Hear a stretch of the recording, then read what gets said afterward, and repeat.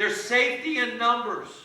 The early believers, they had an enemy that wanted to take them out, and that same enemy wants to take us all out today.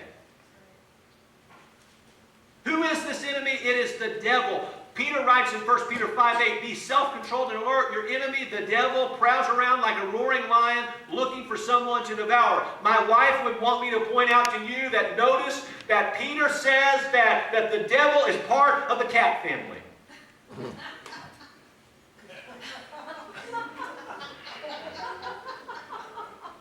I'm here for you, sweetheart. He prowls around like a roaring lion, looking for someone to devour. Listen, the devil wants to kill.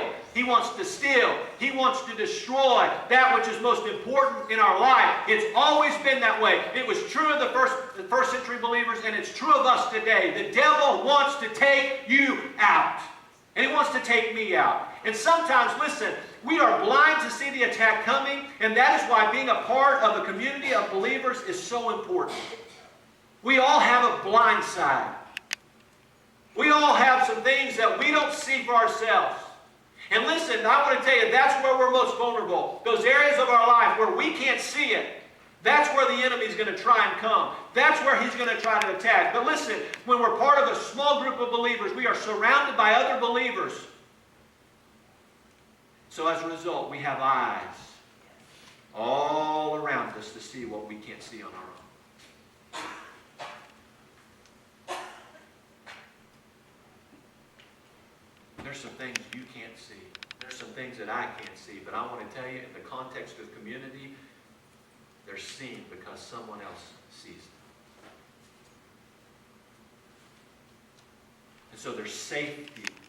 One of the ways that God keeps us safe is in the context of community. God, He never intended for us to fight the enemy alone. But if we're not part of a community of believers, that is exactly what we're doing. I want to tell you something. I'm a grown man.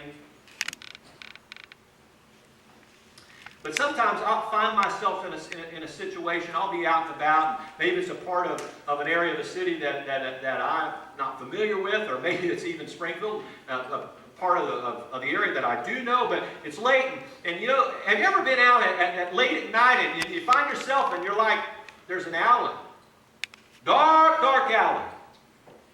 Now, I'm a grown man, but I'm going to tell you, God's given me wisdom.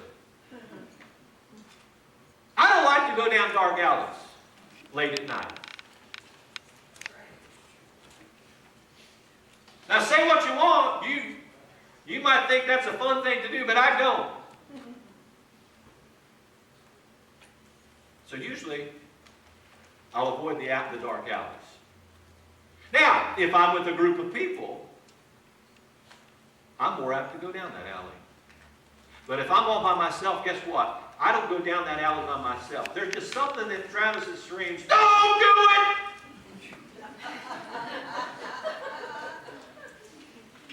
it!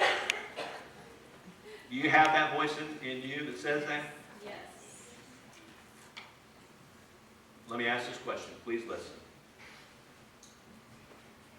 If we wouldn't walk in a dark alley by ourselves, why in the world would we walk in a dark world by ourselves? Why? We live in a dark world. A dark world where there's an enemy that wants to take us out. If we would not walk in a dark alley by ourselves, let's not walk through a dark world